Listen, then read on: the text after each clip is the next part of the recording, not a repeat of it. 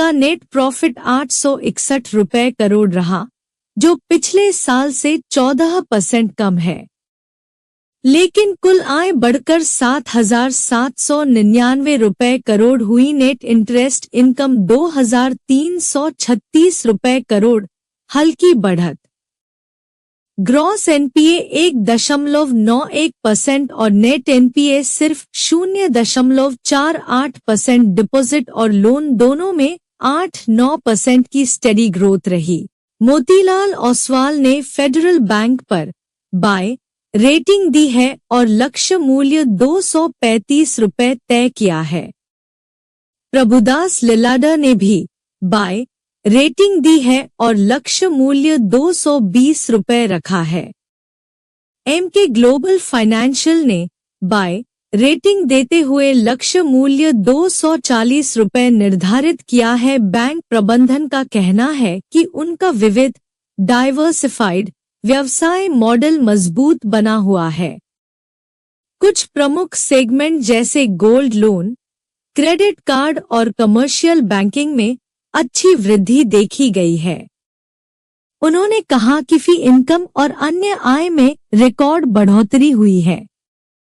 हालांकि NIM net interest margin पर थोड़ा दबाव रहा, लेकिन आने वाले क्वार्टर में सुधार की उम्मीद है।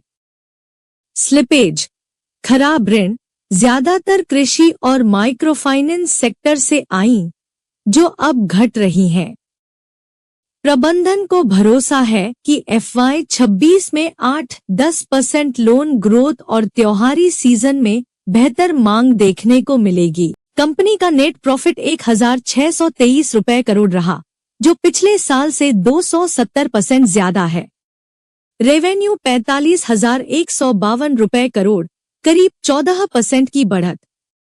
स्टील प्रोडक्शन 7.9 मिलियन टन और सेल्स 7.34 मिलियन टन, दोनों में तेज बढ़त। एबिटा 7,115 रुपए करोड़, मार्जिन बढ़कर 17.4% हुआ। नेट डेट 79,153 रुपए करोड़ और गियरिंग रेशियो 0.93x रहा। नतीजे मजबूत डोमेस्टिक डिमांड और कम कच्चे माल की कीमतों की वजह से बेहतर रहे। हालांकि पिछली तिमाही की तुलना में मार्जिन थोड़ा घटा है। कुल मिलाकर कंपनी के नतीजे मजबूत और उम्मीद से बेहतर रहे, लेकिन स्टील प्राइस में गिरावट और कर्ज पर नजर रखना जरूरी रहेगा। कंपनी ने बताया कि तिमाही में उत्पादन और बिक्री दोनों में मजबूत बढ़ोतरी हुई है। कम कच्चे माल की कीमतें और बेहतर एफिशिएंसी से मार्जिन बढ़े हैं। लेकिन मैनेजमेंट ने चेतावनी दी कि आगे वैश्विक मंदी, टैरिफ और स्टील कीमतों में दबाव जैसी चुनौतियां रह सकती हैं। कुल मिलाकर मैनेजमेंट ने कहा कि नतीजे अच्छे हैं, लेकिन आगे सतर्क रहना जरूरी है। मोतीलाल ओसवाल सिक्योरिटीज ने JSW स्टील पर बाय की रेटिंग दी है और लक्ष्य मूल्य 1,180 रुपए प्रति शेयर तय किया है। कंपनी के उत्पादन क्षमता विस्तार और बेहतर मुनाफे मार्जिन की संभावना को देखते हुए ब्रोकरेज हाउस ने सकारात्मक दृष्टिकोण बनाए रखा है। मॉर्गन स्टैनले ने JSW स्टील पर ओवरवेट की रेटिंग दी है और लगभग 1,300 रुपए प्रति शेयर का लक्ष्य मूल्य तय किया है। ब्रोकरेज का मानना है कि भारतीय स्टील सेक्टर में स्प्रेड्स बढ़ने की संभावना के चलते कंपनी के लिए यह एक उम्मीद भरा अनुमान है। नोमुरा होल्डिंग्स ने JSW स्टील पर बाय की रेटिंग दी है और लगभग 1,300 रुपए प्रति शेयर का लक्ष्य मूल्य तय किया है। ब्रोकरेज ने स्टील की मजबूत मांग और वैश्विक आर्थिक परिस्थितियों ग्लोबल मैक्रो फैक्टर्स पर भरोसा जताया है। सिटी रिसर्च ने JSW स्टील पर सेल की रेटिंग दी है और लगभग 880 रुपए प्रति शेयर का लक्ष्य मूल्य तय किया है। ब्रोकरेज ने जोखिम की ओर इशारा करते हुए कहा है कि स्टील की कीमतों पर दबाव बना हुआ है और अच्छे नतीजों की उम्मीदें पहले से ही शेयर की कीमत में शामिल मानी जा रही हैं। PVR आइनॉक्स ने 17 अक्टूबर 2025 को Q2 FY26 के वित्तीय परिणाम घोषित किए। कंपनी ने 105 रुपए करोड़ का नेट प्रॉफिट दर्ज किया, जबकि पिछले वर्ष की समान तिमाही में 121 रुपए करोड़ का शुद्ध घाटा हुआ था।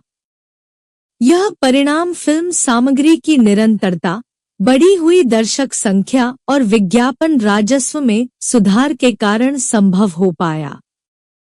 कुल राजस्व 1,823 रुपए करोड़, जो पिछले वर्ष की समान तिमाही से 12.4% अधिक है। कुल संचालन लाभ 647 रुपए 40 पैसे करोड़, जो पिछले वर्ष से 24.1% अधिक है।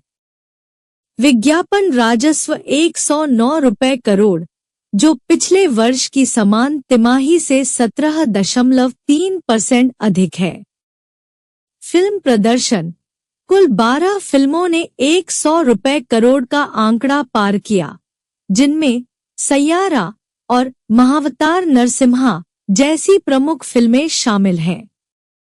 कंपनी का मानना है कि आगामी तिमाहियों में भी मजबूत फिल्म प्रदर्शन और बढ़ी हुई दर्शक संख्या के कारण वित्तीय प्रदर्शन में सुधार जारी रहेगा। जेएम फाइनेंशियल ने पीवीआर आइनॉक्स को बाय रेटिंग दी है और 12 महीने का लक्ष्य मूल्य 1,380 रुपए निर्धारित किया है, जो वर्तमान मूल्य से लगभग 23% अधिक है। आईसीआईसीआई सिक्योरिटीज ने भी बाय रेटिंग दी है और लक्ष्य मूल्य 1,500 रुपए तय किया है, जो वर्तमान मूल्य से लगभग 41% अधिक है।